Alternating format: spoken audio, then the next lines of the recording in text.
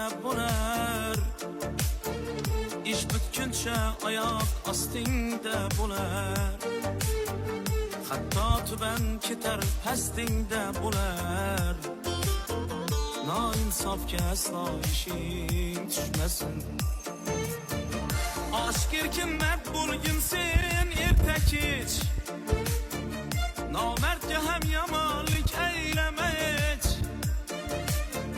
Nomardning chorasin hikmat bilan yech, nomardlarga aslo ishing tushmasin. Nomardlara aslo ishing tushmasin.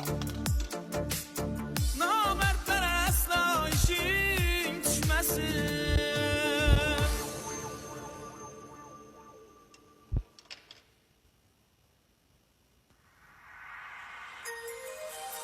Birer ham xudodir